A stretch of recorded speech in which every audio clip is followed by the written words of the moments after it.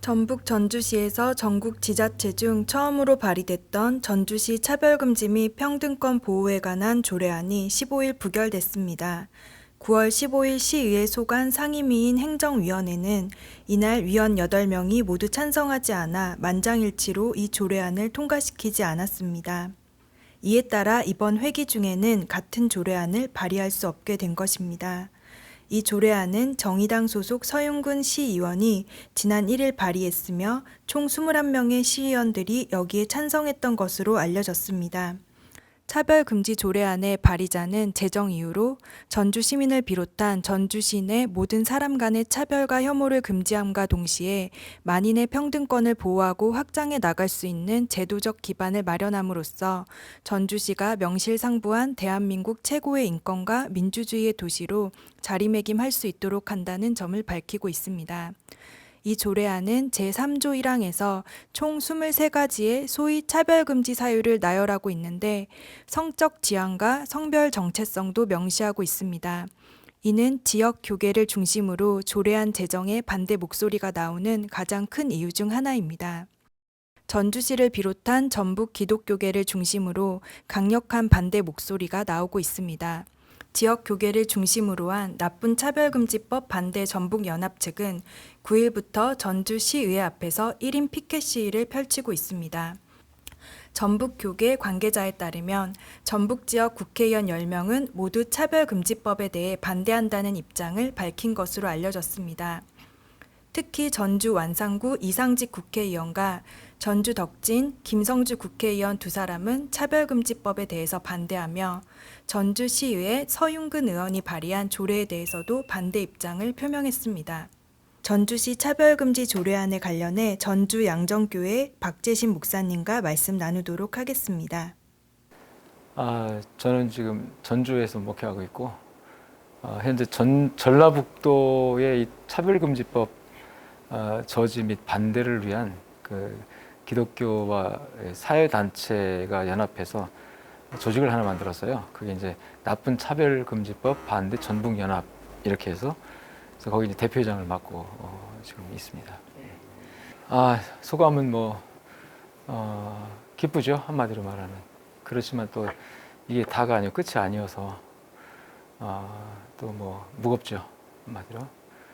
그러나 이제 아무튼 전라북도 도의회에서 차별금지법 제정 촉구 결의안이 부결되고 또 시의회에서는 또 조례안이 또 이렇게 발의가 되면서 저희가 사실 전라북도가 어쨌든 좀 앞서가는구나 생각을 했어요. 근데 또 거기에 또 적극적으로 이 기독교회와 또 시민단체가 또 대응해서 아침마다 계속 가도 시위도 하고 또 직접 찾아가서 또 그 시의장님과 여러 행정위원회 또 위원장을 만나고 설득하고 또 전라북도에 있는 그 국회의원들 또 일일이 다 방문해서 설명하고 또 상당히 여러분들이 또 협력을 하셨어요.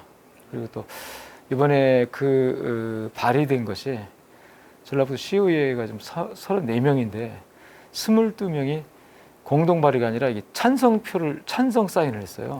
그래서 이거 어렵지 않을까 했는데 그 중에는 이제 또 이게 법안의 내용을 잘 모르고 원래 차별금지법이라는 게 사실 타이틀이 너무 좋잖아요. 차별하지 말자. 이 차별하지 말자는 것에 반대할 사람 없습니다. 특히 우리 기독교 입장에서는 차별을 금지하자는 게 반대할 수가 없어요. 예수님께서 소자에게 한 것이 내게 한 것이고 소자에게 하지 않은 것이 내게 하지 않은 것이다. 예수님은 이 사회적 약자, 소자들을 끔찍히 생각하셨고 구약성경에서도 벌써 하나님께서 고아와 과부, 나그네 다 이게 소자예요. 약자 아닙니까? 소수자이고 그런 분들을 구약이나 신약이나 그 보호하고 그들의 인권을 또 지키고 하는 것이 우리 기독교 정신입니다. 근데 이제 차별금지법이 안고 있는 그 문제가 그런 전체 포괄적인 그 사회적 약자들을 보호하자는 데는 찬성하죠. 우리 기독교 앞장서야 되고 그렇게 해왔고 지금까지. 근데 그 안에 있는 그야말로 독소 조항들이 있어요. 그런 독소 조항들을 우리가 그것을 반대하는 거지.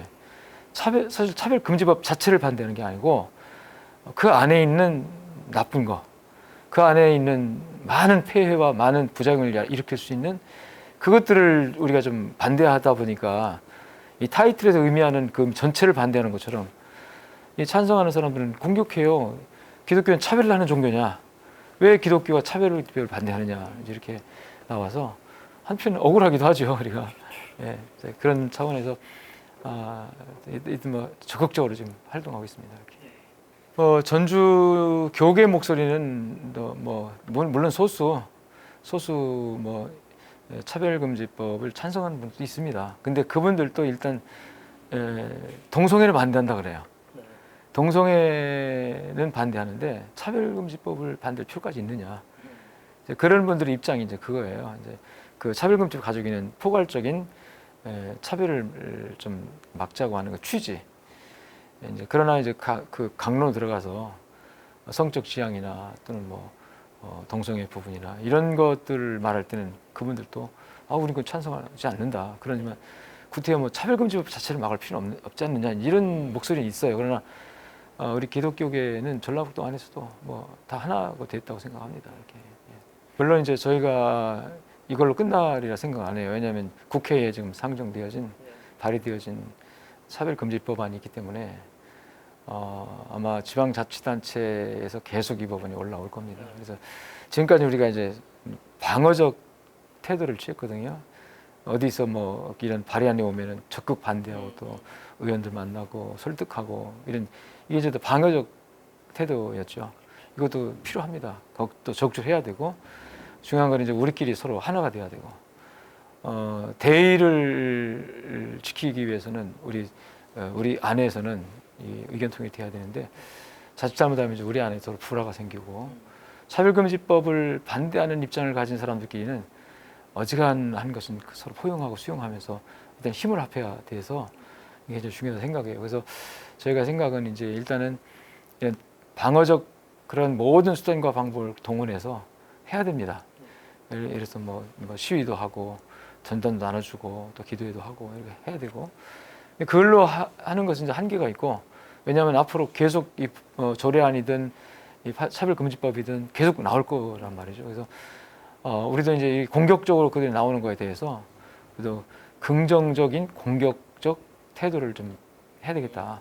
그래서 이제 결국 차별금지법의 실체를 잘 모르는 분들에게는 이걸 좀 일러주고 가르쳐주고 그래서 이 언론의 역할이 중요하다고 생각을 하고요. 언론에 그런 역할을 해주면 좋겠고 또 이제 우리 나차반에서도 우리 전북차에서도 이제 세미나나 또 목회자들을 또 포럼이나 이런 것들을 구체적으로 이제 방어적 태도를 또 취하면서 공격적인 적극 차별금지법의 이 나쁜 것 또 그 부작용들을 자꾸 홍보하고 전파함으로써 사회인들조차도 그 정말 안 되겠구나. 이건 기독교인들의 목소리가 아니구나. 이런 차원에서 공격적인 태도를 좀 취해야 되겠다. 이런 부분을 좀 생각하고 있고 앞으로 그렇게 활동하려고 합니다. 1차 뭐 우리 기독교계에서 적극적으로 방해 협조를 해야 된다는 기본적인 취지는 다 알고 있을 것이고 또 저희 교회나 전라북도 교회들 협력 잘하고 있습니다. 어느 단체 어느 기관보다도 교회의 방역은 철저하고 앞장서고 있고 또 국가의 방역 당국이나 의료진들에게 대해서도 고마움도 가지고 있고 그렇게 하는데 이제 이게 이제 방역을 하는 과정에서 좀 우리 기독교 입장에서 불편한 게 그 형평성이 결여돼 있다. 그래서 사실 저희 교만 하더라도 거리두기 다 하고 있죠. 그다음에 마스크 철저히 한 사람도 마스크 안 하는 분 없이 다 하고 있고 또 들어올 때 손 소독 다 하고 있고 그다음에 열 체크 자동으로 하고 있고 특히 이제 이 교인들은 한 방향을 보고 1시간 동안 뭐 그렇게 막 대화하는 게 아니라 강단을 보고 1시간 동안 앉아 있는 거거든 그게. 그렇기 때문에 사실 교회에서 예배 드리는 것은 안전하다고 봐야죠. 그런데 이제 근데 이제 그 사회에 나가 보면 뭐 여기 서울 같은 지하철이라든지 뭐 교통수단 다 뭐 오밀조밀 다 타지 않습니까? 그리고 뭐 마트나 식당이나 가보면 안 지켜져요. 근데 교회 몇몇 교회에서 이제 이게 확진자가 나왔다고 그래가지고 전국의 교회들을 다 통제하고 다 일괄적으로 비대면 예배를 드려라 아니면 뭐 숫자를 제한하라 이거는 형평성 원리가 맞지 않는다. 예를 들어서 어느 카페에서 확진자 나왔다고 해서 전국 카페를 다 문 닫으라고 하진 않잖아요. 확진자 나온 카페만 철저히 소독하고 또 며칠 후에 또 문 열고 그러는데 왜 교회만 하필 뭐 몇몇 교회가 문제가 있는 건 사실이지만 그럼 그 교회만 철저히 하고 이렇게 하면 되는데 그 부분에 있어서는 좀 불편하죠. 불편하고 또 이제 언론에서 메이저급 언론들에서 콕 집어서 무슨 교회발 하면서 교회가 이 슈퍼 전파자의 그야말로 그냥 큰 매개체가 되는 것처럼 인식시킴으로 인해서 지금 이 거리두기 시행으로 인해서 뭐 50인 이하, 뭐 20명 이하 제한하지 않아도 계속 문자로 뭐 종교 행사 금지 또는 뭐 비대면으로 가라 이렇게 일반 불특정 다수에게 다 문자를 보내기 때문에 아예 교인들이 교회 나오는 것 자체를 두려워하고 또 예배당에 오는 거를 또 사회 사람들에게 부끄러워해야 되고 또 교회 갔다고 하면 뭐 어떤 직장에서는 뭐 며칠 나오지 말라고 그러니까 이런 부분은 일반적인 시민의식 차원에서 봐도 불공정하다, 공정하지 않다 이거는 그런 차원에서 좀 많이 지금 우리가 좀 말도 하고 있는데 그게 잘 뭐 방역 시스템 차원에 돌아가니까 안 돼서 안타깝죠. 그러나 이제 하여튼 뭐 방역 당국의 뭐 수고나 노고는 뭐 우리가 다 알고 있고 또 그래서 기도 많이 해요. 뭐 결국 속히 이 코로나가 물러가야 되기도 하지만 이 일을 위해서 애쓰는 우리 방역 당국의 말단 공무원들이 그 무슨 고생입니까? 주일도 예배 시간마다 와서 또 싫은 소리 듣고 오면은 또 좋은 소리도 안 해요. 그냥 왜 나오십니까? 근데 그분들의 그 노고는 뭐 우리로 말할 수가 없고 또 우리 교회도 그 공문이 하나 있어가지고 아주 그냥 고충을 얘기하는데 내가 안타깝더라고요. 그래서 좀 고생한다네 그랬는데 이제 뭐 의료진이라든지 그런 부분들 그리고 한국 교회가 절대로 이 코로나 위기에서 우리가 방관하거나 그러지 않았어요. 초기부터 한국에 적극적으로 대응했고 협력했고 또 정부의 그 요구에 우리 기독교 역사에 비대면이라는 용어는 없습니다. 비대면이라는 것은 있을 수가 없어요. 사실은 모이기를 힘쓰라 이게 성경 원리고 그리고 교회라는 말 자체가 에클레시아라는 것이 모임이에요.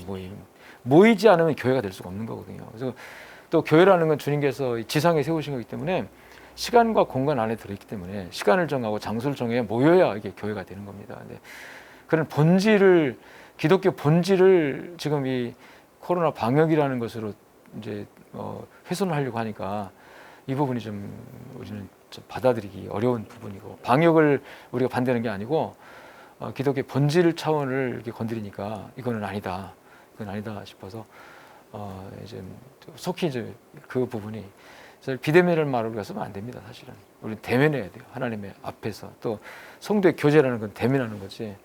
그러나 영적인 부분에서 이제 우리가 비대면이라고 하면 영적으로 통하는 거니까. 그래서 저는 영상으로 이제 유튜브 방송을 하면서 교회를 하는데 그렇습니다. 예를 들어서 우리가 뭐 정부에 협조를 해야 되니까 또 안 할 수도 없어요. 우리 국가 안에 또 정부라는 그 권력기관도 하나님이 내신 거니까 우리가 그걸 부정할 수는 없습니다. 이 정부가 하나님 뜻을 거스리든 안 거스리든 우리 그 안에 있어요. 그래서 부정할 수는 없어요. 그러나 잘못되고 또 성경적으로 비성경적인 것은 우리가 말할 수 있어야 합니다. 지적하고 선지자의 목소리를 내야 돼요. 그러나 부정하면 안 됩니다. 예수님도 그 빌라도의 권력을 부정하진 않았어요. 그 권력이 너로부터가 아니라 하나님께서 허락하지 않으면 네가 아무 권력도 그래서 부정하지는 않았지만 그 권력 앞에 예수님께서 굴종하지는 않았어요. 당당하게 그 권력의 심판받아서 당당하게 십자가에 올라가신 거거든요. 그게 다 우리 믿음의 선배들의 갈 길이고 근데 우리가 비굴하게 권력에 굴종할 필요는 없지만 그렇다고 해서 부정해도 안 된다.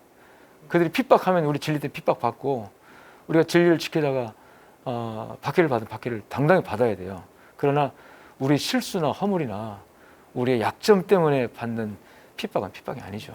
그래서 한국교회가 이런 시기에 조금 더 경건해지고 거룩해지고 주님께서 말씀하신 대로 세상에 대해서 빛과 소금의 사명을 감당해야 할 그런 좀 깨달음을 갖는 기회가 되고 지금까지 우리가 막 부흥의 어떤 분위기 속에서 너무 대사회적인 책임을 우리가 좀 등한히 했던 것들 우리는 세상을 이끌어가야 되고 세상에 선한 영향력을 주면서 가야 되는 것이 교회고 그리스도인들인데 어떻게 보면 이 교회나 그리스도인들이 세상으로부터 비난을 받게 되는, 질책을 받게 되어지는 지경까지 갔다고 하는 것은 우리가 하나님 앞에 정말 겸손하게 엎드려서 회개해야 될 부분이라는 부분이 있고, 그래서 이런 기회가, 그런 회개가 촉발되어지는, 그냥 뭐 누굴 탓할 것이 아니고, 우리가 정말 잘못 살았구나, 귀한 복음을 가지고 있으면서도, 생명을 가지고 있으면서도 생명의 영향력을 세상에 끼치지 못하고 이 악한 세력이 우리를 핍박할 때 우리가 그 앞에서 정말 진리를 외치지 못하는 그런 무기력한 존재가 되었다는 것은 좀 안타깝고 좀 하나님께 좀 가슴 아픈 일이죠. 그러나 하나님은 또 역사를 주관하신 분이니까 이런 기회를 통해서 또 하실 일이 있을 겁니다. 지금 한국교회가 상당히 위축되고 있고, 뭐 저희는 예배를 계속 드렸지만 자동으로 교인들이 알아서 안 나오니까 뭐 방법이 없어요. 그러나 이대로 하나님 두지는 않고 이 기회에 다시 한국교회를 새롭게 하셔서 제2의 부흥기를 또 주시지 않을까. 그래서 하나님 또 큰 하실 뜻이 있다고 저는 생각하고, 왜 살아계신 하나님이시잖아요. 그럼 십자가는 그 능력은 변함이 없는 것이고, 또 어떤 위기의 시간 되었을 때 그 십자가의 빛이 더 나는 거니까 희망을 놓지 않고 있고 또 그렇게 기도하고 있습니다. 예.